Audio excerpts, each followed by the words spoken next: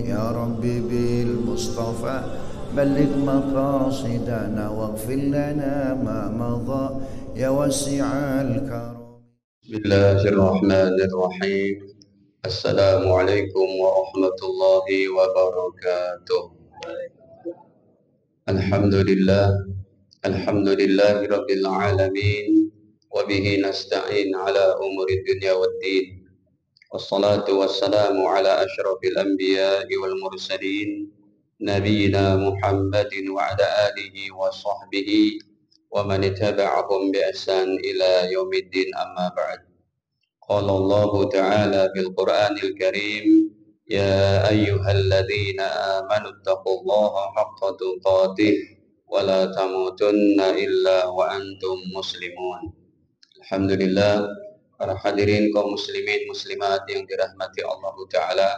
Sebelumnya marilah senantiasa kita memanjatkan puji dan syukur hanya kepada Allah, karena sedemikian banyak nikmat yang Allah berikan kepada kita setiap detiknya, menitnya, jam, hari, pekan, bulan, yang tidak akan dapat dihitung dengan angka-angka yang ada di dunia ini. Dan nikmat terbesar adalah nikmat iman, nikmat Islam, nikmat menjalankan hidup dengan ketaatan kepada Allah dan dijauhkan daripada dosa dan maksiat. Salawat beserta salam semoga senantiasa tercurahkan kepada Nabi mulia, Baginda Agung Nabi Muhammad Sallallahu Alaihi Wasallam beserta keluarga, para sahabat, dan juga kita umatnya. Amin ya rabbal alamin. Para jamaah, tema kita siang ini adalah tematik hadis pertolongan di akhirat untuk orang beriman. Satu tema yang mengingatkan kita bahwa kita akan kembali ke alam akhirat, dan ada kabar-kabar gembira dari Allah dan Rasul-Nya apabila kita tetap mempertahankan iman Islam kita. Dan mengingatkan kita juga, dunia ini sementara, mau nggak mau kita tinggalin. Mati itu nggak kenal sebab. Hadirin, kematian nggak perlu dia dengan sebab, artinya mati datang tiba-tiba. Persiapan apa yang bisa kita inikan? Maksudnya gini, mati itu tidak memerlukan sebab-sebab kematian. Dia datang bisa tiba-tiba. Contoh sebab kematian, orang udah sepuh, stroke, kecelakaan, ya, kena musibah, itu sebab-sebab kematian. Ada orang lagi jalan, lagi duduk, mati aja udah. Sampai seberapa jauh persiapan kita untuk menghadapi satu masa itu yang pasti dan pasti akan datang. Hadirin, pertolongan di akhirat ini adalah merupakan anugerah dari Allah yang terbesar untuk orang-orang beriman. Kalau boleh dikatakan, you are not alone in your grave in the day of the judgment. Kamu ini nggak sendiri di kuburan, kamu nggak sendiri di akhirat. Tapi syaratnya pertahankan yang ini, keimanan ini. Makanya kita mau bongkar-bongkar nih hadis ini. Dan cukup banyak poin-poinnya, sudah saya kumpulkan cukup banyak. Mungkin nggak cukup satu sesi ini, karena hampir 20 sekian. Hadirin, sebelumnya mukadimahnya begini Pak. Dalam kehidupan dunia aja kita perlu pertolongan. Perlu itu, makanya kepada orang itu jangan ada dendam, ada marah, atau marah yang berlebihan. Satu waktu kita kadang perlu juga sama dia. Dalam kehidupan dunia ini, maksud kami, ya, kita perlu pertolongan, hadirin. Perlu itu pertolongan, masa enggak? Contohnya apa? Kita lahir aja yang nolong siapa? Ibu kita melahirkan yang nolong bidan, dokter apa? Dokter kandungan, betul? Apalagi mohon maaf kalau bayinya itu sesar, kembar siam, nempel, itu harus dioperasi berat berarti. Perlu pertolongan. Kita malam masih baik, bangun jam 2, yang ngurusin siapa? Ibu kita. Mungkin bapak kita masih anak terlelap gitu ya. Ibu-ibu nih yang lumayan gitu ya. Hadirin, tapi kita juga perlu dari makan, minum, siapa yang nyari uangnya? Ayah-ayah kita.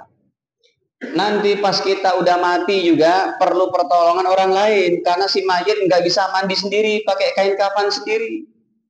Ada mandi masih mayit itu masih hidup namanya. Mana mungkin mayit jalan ke kuburan sendiri, masuk ke liang lahat sendiri. Kita perlu ditolong sama orang-orang, dikafankan, dimandi, dikafan, disolat, dibawa ke kuburan. Itu baru di dunia. Dalam kehidupan dunia kita perlu pertolongan, apalagi di akhirat. Begitu bahasa ininya nih, prolognya, mukadimahnya. Apalagi di akhirat. Ya Allah. Perlu banget, Pak. Jangan tertipu dengan kehidupan dunia, dengan silaunya, kemewahan dunia. Sehingga seorang berani untuk menjual agamanya. Wa yashtaruna bi ayatillahi tsamanan qalila. Dijual agama dengan harga yang murah. Udah kamu masuk aja kerjaan sini, lepas jilbabmu, itu jual agama. Udah bilang nih produk ini halal, padahal haram, itu jual agama. Udah kamu keluar dari Islam, saya kasih gaji besar ini. Jual agama itu sebentar, enak-enak sebentar. Hadirin, jadi makanya syarat dapat pertolongan itu, syarat dapat dipertolongan di akhirat, mati dalam iman dan Islam. Ini mutlak, nggak bisa ditawar-tawar. Sampai ahli kitab pun tetap Allah katakan kafir. Yang masih mengamalkan Taurat dan Injil di dunia ini Allah katakan kafir. Apalagi musyrik, penyembah dewa, berhala, matahari, bulan, sungai, pohon gede, ya, penunggu anu ini, ya. Ini ayatnya paling gampang, hadirin. Jadi jangan kita begini. Kalau ada orang biasa, Pak, pastor, pendeta, biksu, atau biarawati, biarawan, ya, di gereja, di sinagog mereka, atau di vihara mereka, itu manusia biasa, Pak. Nabi Musa, atau dulu pernah saya bahas di sini, Nabi Isa nanti akan turun dari langit, betul? Dalam hadis Bukhari Muslim. Dan Nabi Isa tidak akan mengamalkan Injil lagi, ingat itu. Ini hadisnya. Kalau yang tadi saya sebutkan, para pemuka agama, ini dalam bingkai akidah dulu ya Pak. Kalau dalam bingkai bernegara, berbangsa bernegara, wajib menghormati. Lakum dinukum. Kalau ada hadirin pendeta, biksu, biarawan, biarawati, kemudian pastor dan macam-macamnya, rohib, ini lihat hadisnya. Sumpamanya Nabi Musa hidup aja. Ini selama saya ngaji dulu Pak dengan ulama-ulama Betawi ya, yang sepuh-sepuh udah pada meninggal nih Pak, guru-guru kita. Saya jarang dengar hadis ini. Saya dengerin dari guru-guru kami di Pakistan. Kebetulan saya ngaji lama di India, di Pakistan. Apa bunyinya? Mohon maaf ini belum saya siapkan, tapi nggak apa-apa, dia insya Allah cepat, paling berapa detik gitu. Jangankan manusia biasa atau pemuka agama yang disebut dengan ahli kitab, Yahudi dan Nasrani. Kalau Nabi Musa hidup aja, ini hadisnya. Kata baginda, walau kana Musa hayyan, sumpamanya Nabi Musa masih hidup di zaman sekarang, ma wasi'ahu illa tibai. Tidak boleh Nabi Musa mengamalkan Tauratnya kecuali mengamalkan Al-Qur'an, beriman kepada Allah dan Rasulnya. Kalau tidak hadirin, maka pengamal kitab Taurat Injil pun disebut kafir. Nah, kalau mati dalam keadaan begitu, sudah tidak dapat lagi syafaat, pertolongan. Ini ayatnya, lihat. Ayatnya paling gampang aja saya buka. Karena waktunya ini biar dapat nih, lam yakunil saja. Lam yakunil ladzina kafaru. Ayat ke-6-nya. Innal ladzina kafaru, sesungguhnya orang-orang kafir min ahlil kitab, dari ahli kitab, Yahudi dan Nasrani. Rahib, pendeta-pendeta biaranya itu kafir semuanya. Wal musyrikina, serta orang-orang musyrik, penyembah berhala, matahari, penyembah dewa, ya si anu lah gitu ya. Apa kata Allah? Fi nari jahannam khalidina fiha, di neraka jahanam kekal, kafir. Nah, kalau udah begini Bapak Ibu, nggak dapat yang namanya pertolongan di akhirat. Ini kami cuma menyampaikan saja ini. Sebagaimana orang alim paling hebat, saya menganggap nih di Indonesia ilmunya paling tinggi itu Gus Baha itu. Sederhana orangnya. Cuma kalau saya memang mau ngajar itu menampilkan dalil gitu. Kalau beliau kan emang sederhana ya, handphonenya aja jadul itu. Tapi maksudnya beliau pun kalau menjelaskan masalah tauhid nggak ada aleng-aleng, kafir, nggak bisa dijual beli. Kafir sudah. Oke lah bahasanya halus nggak apa-apa, non muslim.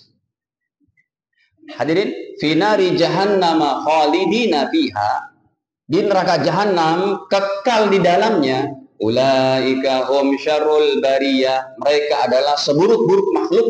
Kenapa? Ini dia, mereka orang-orang yang padahal pemilik kitab-kitab wahyu terdahulu, tapi tidak membaca dalil agama yang sudah sempurna. Semua agama Islam yang dibawa oleh Musa, Isa, Sulaiman, Yusuf, semuanya harus mengerucut ikut Islam terakhirnya Nabi Muhammad. Kalau tidak, Allah katakan kafir. Sekalipun ahli kitab. Emang sih wanitanya boleh dinikahi. Tapi emang enak kita beda agama sama istri yang ahli kitab. Tapi itu betul-betul ahli kitab, Pak. Orang Indonesia ini nggak ada ahli kitab seumpamanya. Kenapa? Karena ahli kitab khusus untuk orang-orang Israel. Kita orang Jawa, Sunda, bukan ahli kitab seperti itu, tapi pure. Ya ngikut-ngikut ahli kitab lah. Baik, hadirin, saya mau kasih tahu dulu nih. Jadi syarat dapat pertolongan di akhirat mati dalam iman dan Islam. Bila mati dalam 4 macam, haram sudah dapat pertolongan ini. Ini penting diinikan. Bila mati dalam 4 macam, haram dapat pertolongan di akhirat. Ya ini cukup panjang, tapi harus saya sampaikan hadirin. Di akhirat. Yang pertama, mati kafir. Saya nggak usah terjemah ya, nanti antum buka aja itu. Biar cepat, habis 4 ini saya tulis. Kenapa saya tulis? Mungkin ada yang mau foto gitu. Nanti jadi kenang-kenangan di rumah. Karena kalau Anda memfoto itu hadirin memfoto daripada kajian ilmu, barokah handphone antum nih. Lebih ringan hisapnya ketika Anda buka situs-situs yang nggak baik. Ini hisapnya makin ringan kalau kita datang ke sini masih ada waktu baca Quran. Kan iman kita lemah, Pak. Di ruangan sendiri udah. Wifi kencang lagi, berapa Mbps. Tinggal buka klik, naudzubillah. Yang nggak penting nggak usah dibuka, Pak. Allah selalu mencatat amal kita. Mati kafir, ini Ali Imran 91. Yang kedua, mati musyrik. Ini ada dalam An-Nisa 48. Yang ketiga, mati murtad. Ini ada dalam Al-Baqarah 217. Yang keempat, Allah. Sebentar. Yang keempat adalah mati munafik. Ini ada dalam An-Nisa 145. Dah. Semua orang yang mati dalam keadaan begini, Pak, sudah haram dapat pertolongan. Saya terjemah satu aja deh. Ali Imran 91-nya. Yang ketiga ke bawah tuh mirip-mirip saja sudah.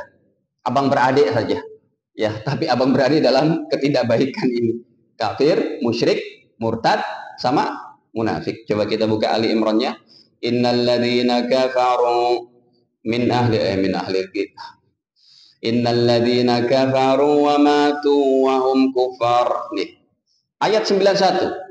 Innalladzina kafaru, sesungguhnya orang-orang kafir, wa matu wa hum kufar, dan mati dalam keadaan kafir.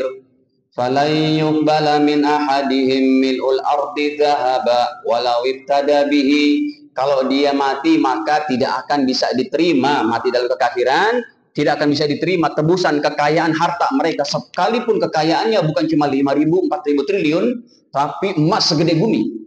Boleh lihat terjemahannya. Ulaika lahum adzabun alim, bagi mereka siksa yang teramat pedih. Nih lihat. Wa ma lahum min nasirin, enggak bakal ada penolong. Baik. Nomor 1, kita masuk nih Pak. Masih lama kan waktunya ya? Setengah jam. Poinnya kita masuk sekarang. Nomor 1. Maaf. Ini saja ya. Nomor 1, pertolongan besar Nabi Muhammad SAW. Pakai tulisan yang udah jadi aja. Daripada saya nulis-nulis lagi. Pertolongan besar Nabi Muhammad di padang mahsyar kepada umat Islam. Pak, di padang mahsyar ini keadaan yang sangat-sangat. Padang mahsyar di mana Pak Ustadz? Di atas langit ke-7. Nanti kita dibangkitkan dari kubur-kubur kita dalam keadaan posisi badan kita lebih besar. Stamina kita lebih kuat. Karena matahari 1 mil, kita hanya berkeringat saja. Tetapi keringat itu sesuai dengan iman amal soleh kita. Ada yang keringatnya setumit, ada yang keringatnya selutut, ada yang keringatnya sepaha, ada yang keringatnya sedada, ada yang keringatnya menenggelamkan dirinya. Ya, saat itu kita minta pertolongan. Ini tangan nggak bisa Pak ngangkat begini. Takut kepada Allah Jalla wa'ala, tunduk. Kita dibangkitkan dalam keadaan bertelanjang dari kubur kita di padang mahsyar, tidak berpakaian, tidak pakai sendal. Yang laki-laki belum sunat, belum berkhitan. Hadis Sahih Bukhari Muslim. Saat itu kita belum bisa, ya Allah, saya pernah sholat, saya pernah ngaji di Asyamil. Ini nanti bisa menjadi kebaikan nanti. Kalau di padang mahsyar belum bisa. Kita saat itu di padang mahsyar hanya bisa mengandalkan pertolongan orang-orang soleh. Coba kita buka hadisnya. Riwayat Imam Bukhari. Nomornya pada 4.000 maksud saya. 4.435. Hadis cukup panjang, lihat Pak. Gimana mau terjemah itu semuanya? Nggak cukup waktu. Saya singkat aja terjemahnya. Akhirnya, di padang mahsyar ini adalah puncak murkanya Allah. Apabila di dunia ini, hadirin, ada tsunami, gempa bumi, gunung meletus, kecelakaan, gini gitu dan macam-macamnya, itu bukan puncak murkanya Allah. Itu marahnya Allah betul karena maksiat kita, tapi puncak daripada murka Allah di padang mahsyar. Sehingga semua pandangan tertunduk. Hadirin, coba kita baca. Akhirnya kita cuma berani memohon pertolongan syafaat daripada para nabi. Yang pertama kita datang kepada Sayyiduna Adam alaihissalam. Wahai Nabi Adam, fayatuna Adam. Kita semuanya datang ke Nabi Adam alaihissalam. Kita berkata, anta abul bashar. Wahai Nabi Adam, engkau adalah kakek dari seluruh manusia. Khalaqakallahu biyadika. Allah ciptakan dengan kekuatannya, dengan kudratnya, tanpa ayah, tanpa ibu, kan? Wa nafaqa fika min ruhi. Allah tiupkan rohnya kepada engkau, jadilah kamu. Wa amaral malaika, singkat cerita, wahai Adam, tolong kami. Kata baginda Adam, apa? Beliau katakan, enggak berani saya menolong kalian. Wa innahu nahani 'ani syajarah fa asaitu. Saya pernah diperintah untuk jauh-jauh dari pohon khuldi. Yang terkenal khuldi itu di surga. Ya. Kalau tafsir lain sih bukan khuldi, ada yang anggur, ada yang apel gitu ya. Ini pohon khuldi. Saya pernah ngambil buahnya itu kami makan. Makanya aku diturunkan dari surga. Kenapa? Pernah bermaksiat di dalam surga. Saya malu, tidak berani berikan pertolongan. Satu, Nabi Adam lewat, nggak berani Pak. Yang kedua, kita minta pertolongan kepada baginda Nuh. Wahai Nabi Nuh, tolong kami. Kata Nabi Nuh, saya pernah berdoa kehancuran kaumku. Yang Nabi Nuh berdakwah 950 tahun, hampir 1000 tahun. Saking keselnya saya doa, ya Allah, diabadikan doanya dalam Al-Quran.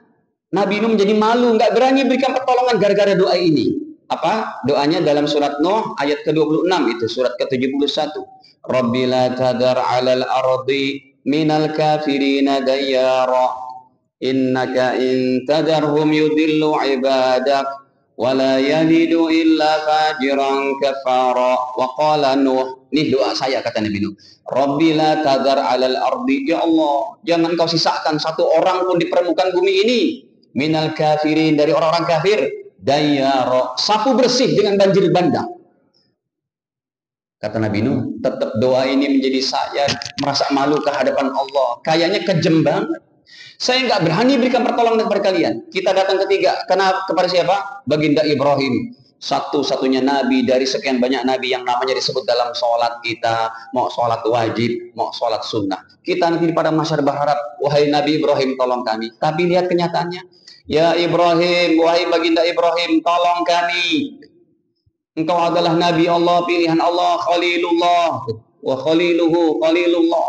Tolong kami. Kata baginda Nuh apa? Bagaimana saya mau nolong kalian? Wa inni qad kuntu kadhibtu salas kadibat. Saya seumur hidup saya, umur Nabi Ibrahim 100 tahunan, pernah berbohong 3 kali. Ini yang jadi beban.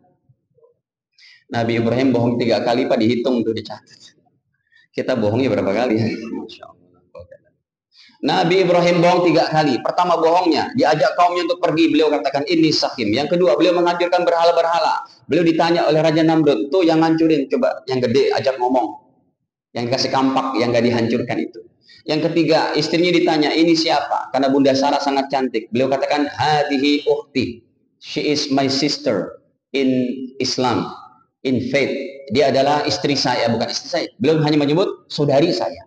Beliau tidak menyebut istri, kan berbohong tuh. Tapi kalau sebenarnya sih kata-kata politis supaya selamat keluarganya. Sebab kalau beliau katakan ini istri saya, diambil itu sama raja zalim itu. Ini saya pernah bohong 3 kali. Saya tidak berani berikan pertolongan. Kita berangkat ke Nabi Musa. Fayatuna Musa. Ya Musa, wahai Nabi Musa, tolong kami. Apalagi Nabi Musa. Kata Nabi Musa. Nih lihat nih ayatnya. Surat Al-Qasas pada ayat ke-15. Bagaimana saya mau nolong kalian? Saya pernah ninju seorang Kipti Mesir. Gluk, mati. Ini ayat ke-15. Boleh dibuka terjemahannya. Saya terjemah pada to the point-nya saja. Fawakazahu Musa faqada alaih. Ditinjulah oleh Nabi Musa faqada alaih, langsung mati. Tangan kanan ini pernah membunuh seseorang yang enggak diperintahkan aku membunuhnya, kata Nabi Musa. Saya malu, ini jadi beban di padang mahsyar. Kemudian hadirin, kita datang kepada terakhir nih, Nabi Isa. Wahai Isa, tolong kami ya Isa. Kata Nabi Isa tertunduk malu. Kata Nabi Isa, bagaimana saya nolong kalian? Saya disembah menjadi anak Tuhan. Tuhan Putra, Tuhan Bapa, Tuhan Roh Kudus. Bagaimana saya menolong kalian? Malu saya. Tapi Nabi Isa tidak membiarkan kita. Beliau berkata bahwa idhabu ila Muhammadin sallallahu alaihi wasallam. Yang bisa menolong kalian adalah Nabi Muhammad SAW. Lihat hadirin, cintailah Nabi Muhammad, hidupkanlah sunnah-sunnahnya, jauhkanlah dosa dan maksiat, banyaklah berselawat kepada beliau, karena kita perlu sekali pertolongan nanti di padang mahsyar. Demi Allah, apa yang saya ucapkan hari ini, detik ini, pada bulan ini, di masjid ini, disaksikan nanti akan dibuka lagi filmnya oleh Allah. Kalau seorang ustadz pernah ngingetin keadaan di padang mahsyar yang begitu hebat dahsyatnya. Nabi Muhammad SAW tidak menyebutkan anak istri tercinta, Khadijah, Aisyah, Bunda Fatimah, bukan cucu-cucunya yang sangat dicintai, Hasan dan Husain. Tapi yang disebut oleh beliau siapa di padang mahsyar? Ummati ya Rabbi, ummati ya Rabbi, ummati ya Rabbi, ya Allah Tuhanku, umatku ya Allah, umatku. Setelah itu baginda Muhammad SAW diizinkan oleh Allah, ya Muhammad, wahai Nabi Muhammad, adkhil min ummatika la man la hisab alaihim minal babil aiman. Wahai Nabi Muhammad, silakan kamu berikan pertolongan syafaat kepada umatmu masuk surga tanpa hisab. Tapi jumlahnya cuma 70.000, Pak. Kita warga Asyamil tahu diri aja ya, Pak. Karena sahabat Nabi yang hadir di Haji Wada jumlahnya 124.000. Kuotanya untuk para sahabat Nabi pun nggak cukup. Bagaimana solusinya, Pak? Maksudnya gini, di padang mahsyar tuh ada 70.000 orang yang langsung nggak pakai hisab yang lain, nggak melewati sirat, jembatan yang sangat tajam dari pedang dan lebih halus dari satu rambut, nggak ada hisabnya, nggak melewati alam timbangan, langsung masuk surga. Tapi jumlahnya 70.000. Ini banyak sekali hadisnya, ya, riwayat daripada Al Imam Bukhari, Al Imam Muslim. Nih coba saya tampilkan. Ya, tuh. Kata Nabi, wa yadkhul al-jannata, dan masuklah ke dalam surga. Haula'i sab'una alfan, umatku ada 70.000 orang yang masuk surga bi ghairi hisabin, tanpa diinterogasi. Ini Nabi langsung berikan syafaatnya di padang mahsyar, masuk surga. Tapi jumlahnya 70.000. Sahabat Nabi aja tercatat oleh para ulama, Pak. Ya, dicatat itu. Dalam peperangan Badar aja ada hadisnya dicatat sama Imam Ibnu Hajar itu. Nah, para jamaah dirahmati Allah, bagaimana solusinya? Tapi semoga ini jadi benar ya, Pak. Ini saya dapatkan dalam kitab yang nggak ada di Indonesia dipelajari. Namanya kitab Mirqatul Mafatih, Syarah Mishkatul Maswabih, panjangnya segini. Kitab aslinya ada di rumah saya. Orang ini kelahiran daripada Afghanistan, tapi sejak kecil tinggal di Mekah. Jadilah alim hebat abad ke-10 lalu. Ini kitabnya, coba saya buka. Untungnya setelah Rasul berkata begitu, Sayyidina Umar bin Khattab protes, Pak. Faqala Umar, maka Umar berkata, Umar protes. Waduh, hebat sekali Sayyidina Umar berani. Karena beliau risau. Kalau 70.000, Sahabat nabinya aja nggak dapat. Astagfirullah. Ini kitabnya memang panjang banget ya Pak. Ada 10 kitab tuh. Namanya Syekh Mula Ali Qori. Coba kita baca. Yang ada warna merahnya. Setelah Nabi bersabda, umatku masuk surga tanpa hisab 70.000. Ya, wa yadkhul min ummati sab'una alfan al-jannata bighairi hisab. Cuma 70.000 kata Nabi. Ini kuotanya pun nggak cukup kata Sayyidina Umar. Faqala Umar, inilah orang yang berani Pak, dalam masa kafirnya berani, masa Islamnya berani, tapi untuk kebaikan. Bayangin kalau beliau nggak bertanya, beliau protes sedikit. Faqala Umar, ya Rasul, Umar berkata, sab'una alfan, cuma 70.000. Ini nggak cukup kuotanya untuk yang lain. Sahabat ini nggak cukup, bagaimana umat sekarang yang 1,7 miliar? Qala, Nabi bersabda, na'am, baiklah wahai Umar. Saya tambahin kuotanya kata Rasul. Apa? Wa ma'akuli wahidin sab'una alfan. Dari satu orang 70.000 tadi, boleh membawa 70.000 lagi. Berarti jumlahnya 4,9 miliar. Kayaknya keangkut nih Pak, warga Asyamil nih insya Allah. 4,9 miliar. Sekarang kan 1,7 M. Masih sebanyak tuh. Kan umat ke zaman Nabi makin sedikit. Semoga saja ya dengan semangat ibadah, semangat berakhlak yang baik, muamalah yang baik, Allah terima daripada doa-doa kita. Nah hadirin, ini yang pertama. Yang kedua hadirin, pertolongan di akhirat yang kedua adalah pertolongan Nabi Muhammad kepada manusia yang kebaikan dan keburukannya seimbang. Makanya turunnya surat Al-A'raf, surat ke-7, itu gara-gara ini. Kisah ini namanya surat Al-A'raf. Apa artinya? Bukit A'raf, apartemen A'raf lah. Jadi ini surga, ini neraka. Ini namanya Al-A'raf. Diperuntukkan untuk siapa? Untuk orang Islam yang dosanya 50% dan taatnya 50%. Sholat jalan, ke diskotik jalan gitulah. Gambarannya gitu. Ya, 50-50. Oke, kita buka ayatnya dulu tuh. Wa bainahuma hijabun wa 'alal a'rafi rijalu ya'rifuna kullam bisimahum. Nih, surat Al-A'raf ayat ke-46. Wa bainahuma hijab, dan di antara surga neraka ada hijabnya, penghalang, yaitu bukit A'raf itu. Jadi kalau mereka menengok sebelah kanan, lihat ahli surga. Aduh, kalian enak ya. Kalau melihat sebelah kiri, nangis. Melihat orang disiksa. Tapi mereka orang beriman. Enggak ke sini, enggak ke sini. Kenapa? Balance itu. Dosa dan maksiatnya balance. Wa bainahuma hijab wa 'alal a'rafi rijal. Di sana ada sekelompok orang. Ya'rifuna kullam bisimahum. Mereka bisa melihat orang-orang di surga dengan ciri-cirinya. Wa nadaw ashabal jannah. Akhirnya mereka menyuruh kepada penduduk surga, an salamun alaikum, enak ya kalian, udah sejahtera. Tapi lam yadkhuluha, mereka belum bisa masuk surga. Wahum yatma'un, sedangkan mereka sangat rindu untuk masuk surga. Kalau melihat sebelah kiri, wa idza surifat absaruhum tilqa'a ashabin nar, kalau mereka melihat penduduk neraka, qalu, mereka berkata, Rabbana, ya Allah, Tuhan kami, la taj'alna, jangan kau jadikan kami ya Allah, jangan kau masukkan ya Allah bersama qaumil zalimin, orang-orang zalim itu ya Allah. Mereka menangis jadi-jadinya karena khawatir selama-lamanya di mana. Tapi kalau mereka ingat pernah ngaji di dunia, tenang aja lah, ntar datang Nabi Muhammad gitu ya.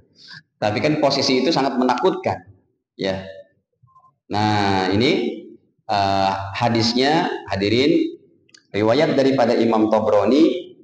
Nanti Nabi SAW, makanya nih Masya Allah, Nabi tidak akan enak-enak Bapak Ibu untuk duduk di surga bercengkrama di dipan-dipan emas, di rumah-rumah permata, istana yang megah dengan mengalir sungai madu, sungai arak, sungai air. Enggak, Nabi enggak bakal santai-santai begitu dulu. Selama umatnya masih ada yang keleleran Pak.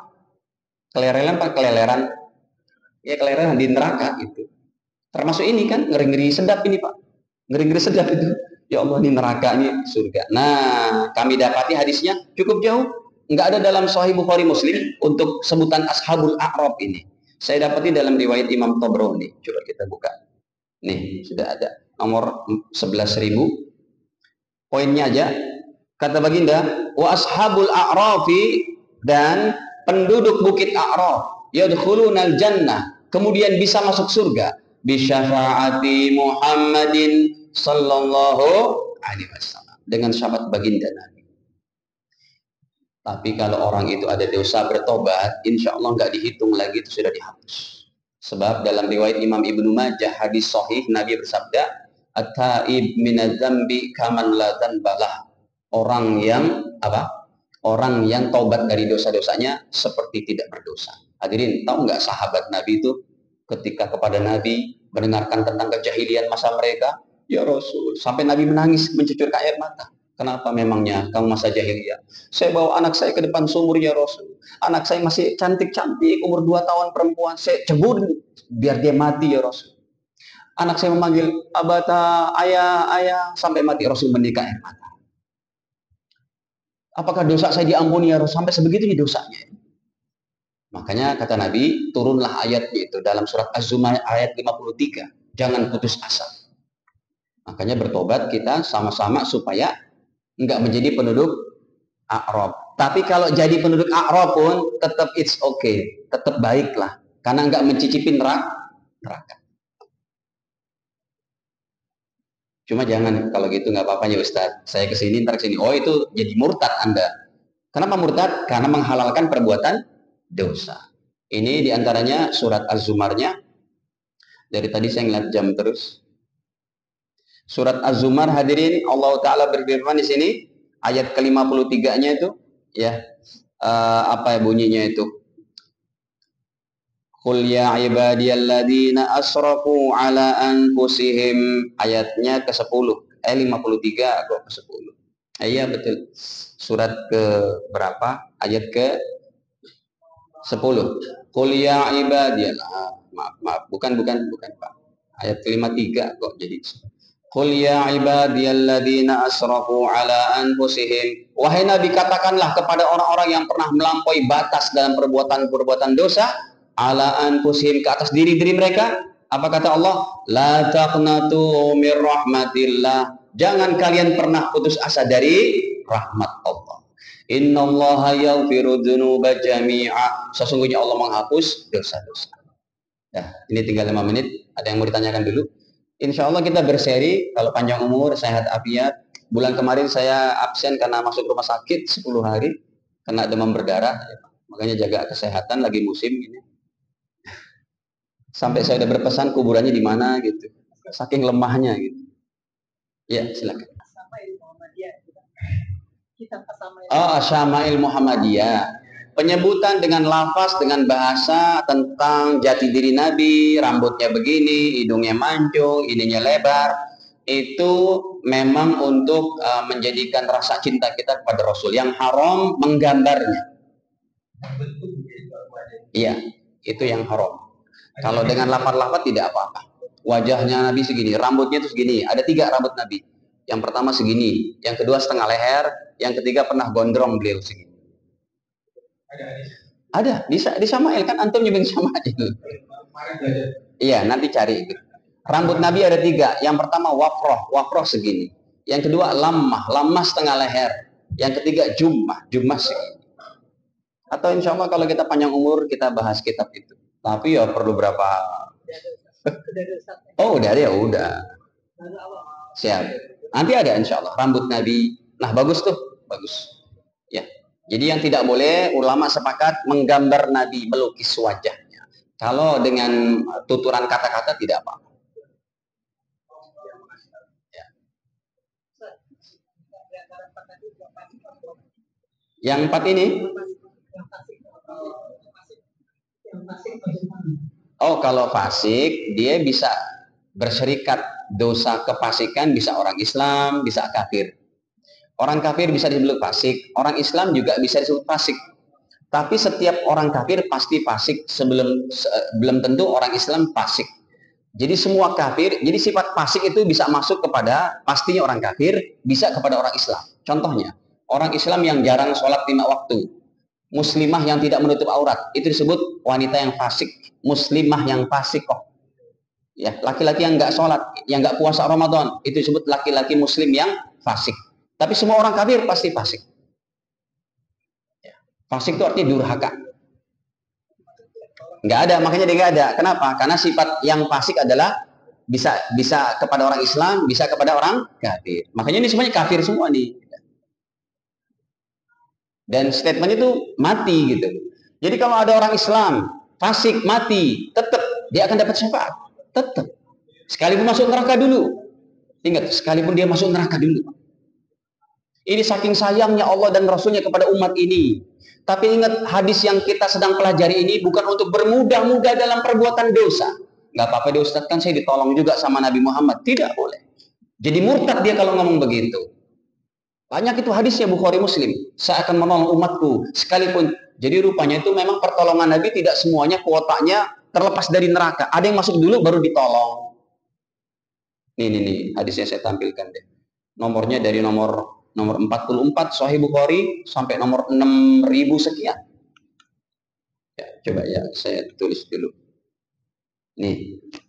Tuh, Sahih Bukhari-nya nomor 6000 sekian. Nomor 44-nya juga ada dari nomor 44 sampai 6000 itu. Udah mau khatam Sahih Bukhari. Nabi bersabda, "Yukhraju qaumun minan nar." Akan dikeluarkan sekelompok umat Islam, kaum umat Islam, minan nari dari api neraka. Bisyafaati Muhammadin dengan syafaatku kata Rasul. Fayadkhulunal jannata, kemudian mereka masuk surga. Yusammunal jahannamiyin, mereka dikasih nama mantan penghuni jahannam. Mohon maaf, itu jimnya hurufnya jatuh satu. Jadi H. Ya, itu komputernya dari percetakan sananya. Tapi saya bisa baca dengan jim. Kenapa? Karena dalam ilmu bahasa Arab tuh kita bisa langsung membetulkan sesuatu yang salah. Itu udah alami begitu. Kalau kita ngerti ilmu grammar bahasa Arab, ya, nggak mungkin dibaca hanamiyin, nggak mungkin. Jahannamiyin, bukan hahannamiyin. Jadi masuk surga, ya udah dikeluarin dari jahanam, tapi tetap yusammunal jahannamiyin, mantan LP Cipinang, gitulah. Beliau sebutkan dari hadis Sahih Muslim. Kata Nabi, siapa yang habis adzan baca doa, Allahumma rabb hadhihi da'wati tammah was salatil qa'imah ati sayyidina Muhammadin wasilah wal fadilah wa ba'ats maqaman mahmudan alladzi wa'adta innaka la tukhlif. Kata Nabi, wajabat lahu syafaati. Wajib dapat syafaatku. Satu. Yang kedua, orang yang mau dapat syafaat Nabi tadi baca doa ya setelah apa tadi? Adzan. Yang kedua, banyak baca sholawat. Ini hadisnya riwayat Imam Tirmidzi. Makanya hadirin, sholawat setiap hari jangan kurang, paling nggak 1000. Dulu udah pernah saya sampaikan tuh kalau nggak salah. Nanti boleh kita lebih mengerucut lagi pada pembahasan itu dengan hadis-hadisnya. Nih contohnya riwayat daripada Imam Tirmidzi, kata Nabi bahwa orang yang paling berhak mendapat syafaatku di padang mahsyar nanti adalah aksaruhum alayya sholatan, yang paling banyak baca sholawatnya kepada aku. Tuh.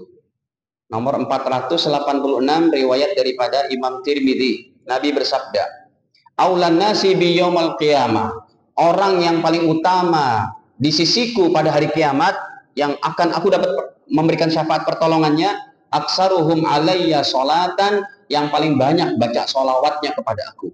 Yang ketiga, siapa orang yang berhak mendapat syafaat Nabi? Yang ketiga adalah umat Islam, orang yang mati dalam iman dan Islam,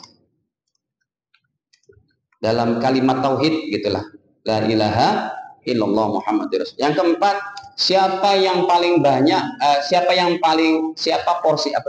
yang keempat, siapa yang berhak mendapat syafaat Nabi? Orang yang yaitu menjalankan sunnah-sunnah Nabi. Contoh, makan pakai doa, masuk toilet, keluar toilet pakai sunnah Nabi, berkendara, makan, minum, menikah dan macam-macamnya, dia kemudian dihidupkan sunnah Nabi. Ini juga termasuk. Yang kelima terakhir, orang yang mencintai Nabi SAW. Dah, di antaranya. Ya. Kata Nabi dalam hadis, "Faman ahabbani kana ma'i fil jannah." Siapa yang cinta kepada aku, maka dia adalah bersama aku di surga. Tapi dapat jaminan syafaat Nabi. Ada hadisnya tapi cukup panjang lah. Saya klik juga lumayan jauh itu. Cukup hadirin. Ya, demikian dapat kami sampaikan, kekurangan dimaafkan. Terakhir kita sama-sama berdoa minta kepada Allah kebaikan-kebaikan dunia akhirat. Bismillahirrahmanirrahim. Alhamdulillahirabbil alamin. Hamdan yu'affi ni'amahu yukafi'u mazidah. Allahumma shalli ala sayyidina Muhammad wa ala ali sayyidina Muhammad. Allahumma ighfir lana wa liwalidina warhamhuma kama rabbayana shaghira wa li jami'il muslimin wal muslimat al ahya'i minhum wal amwat. Allahumma inna nas'aluka husnal khatimah wa na'udzubika min su'il khatimah. Rabbana atina fid dunya hasanah wa fil akhirati hasanah wa qina adzaban nar. Walhamdulillahi rabbil alamin. Al-afu minkum subhanakallahumma wa bihamdik asyhadu an la ilaha illa anta astaghfiruka wa atubu ilaik. Wassalamualaikum warahmatullahi wabarakatuh. Waalaikumsalam.